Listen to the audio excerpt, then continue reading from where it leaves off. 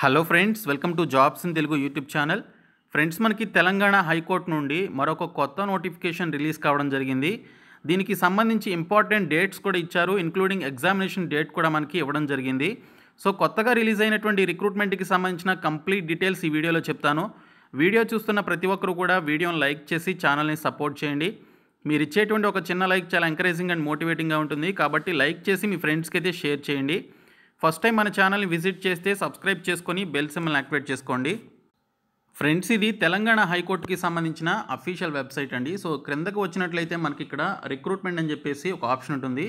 ఇక్కడ recruitment notification అని చెప్పేసి ఇచ్చారు 25/7/2022 under direct recruitment to the posts of typists and copyists in the high court for the state of Telangana అని చెప్పేసి మనకి ఇక్కడ దీనికి సంబంధించినటువంటి అఫీషియల్ రిక్రూట్మెంట్ యొక్క పీడిఎఫ్ లింక్ అయితే ఉంది.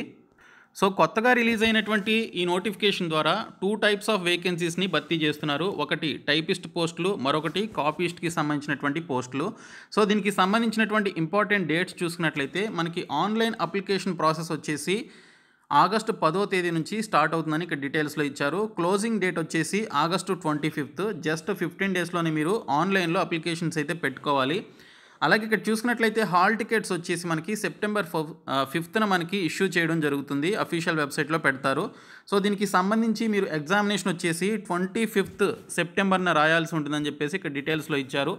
ఈ రిక్రూట్మెంట్కి సంబంధించిన ఎగ్జామినేషన్ డేట్ కూడా మనకైతే ఇవ్వడం జరిగింది. అయితే ప్రీవియస్గా రిలీజ్ అయినటువంటి హైకోర్టు ఉద్యోగాలకి సంబంధించినటువంటి ఎగ్జామినేషన్ డేట్స్ అయితే మనకి ఇవ్వలేదు. సో దీనితో కలిపి పెడతారా, లేకపోతే ఈ నోటిఫికేషన్ కంటే ముందే ఆ పర్టికులర్ ఎగ్జామినేషన్ కండక్ట్ చేస్తారా అనేది మనకైతే ఇన్ఫర్మేషన్ లేదు.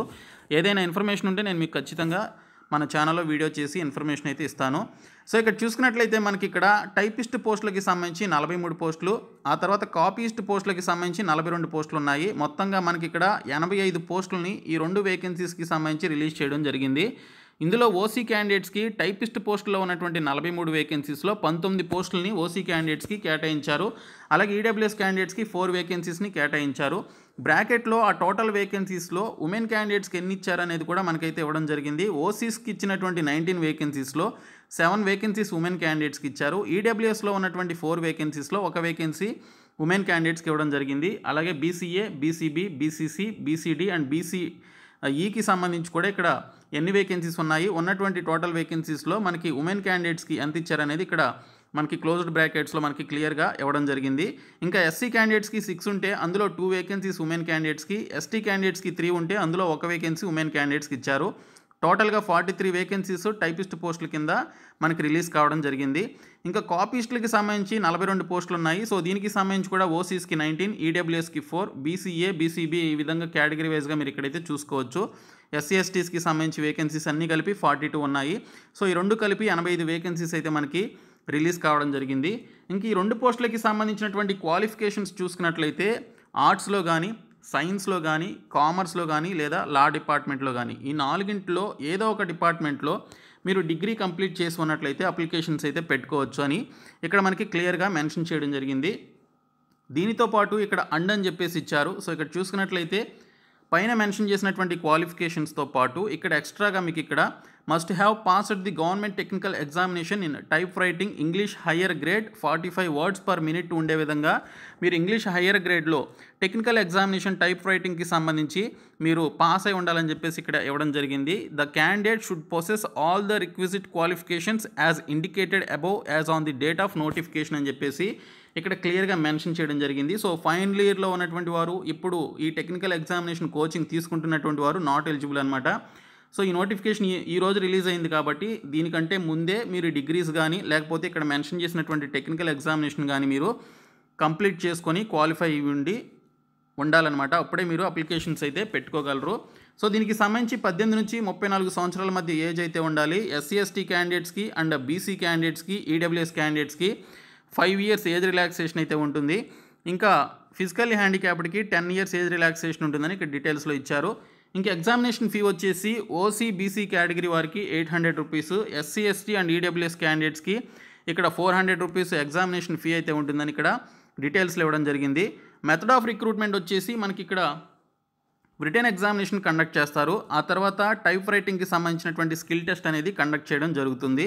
సో కామన్ రిటెన్ ఎగ్జామినేషన్కి సంబంధించి 40 మార్క్స్ ఉంటాయి. సో ఇందులో మనకి జనరల్ నాలెడ్జ్ నుంచి, జనరల్ ఇంగ్లీష్ నుంచి మనకి క్వశ్చన్స్ అయితే వస్తాయి. సో మనకి ఇక్కడ 40 multiple choice objective type questions అయితే మనకి అడగడం జరుగుతుంది. ఇందులో ఒక్కో క్వశ్చన్ 1 మార్కు క్యారీ చేయడం జరుగుతుందని ఇక్కడైతే మనకి డీటెయిల్స్లో ఇవ్వడం జరిగింది. సో ఇంగ్లీష్ లాంగ్వేజ్ మనకి ఇంగ్లీష్లోనే ఉంటుంది. మిగిలినటువంటి ఈ జనరల్ నాలెడ్జ్కి సంబంధించి బోత్ ఇంగ్లీష్ అండ్ తెలుగులో అయితే ఉంటుంది.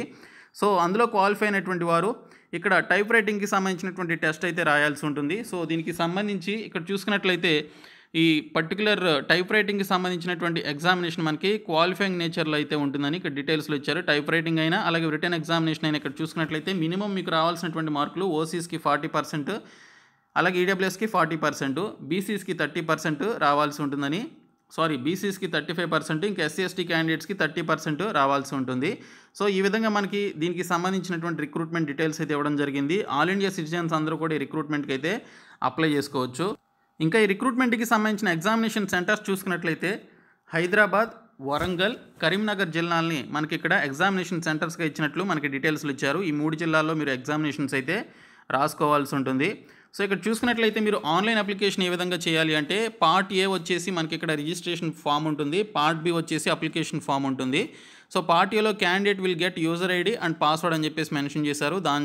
దాన్ని తీసుకొని మీరు పార్ట్ బి అప్లికేషన్ ఫామ్ అయితే కంప్లీట్ చేసుకోవాల్సి ఉంటుంది.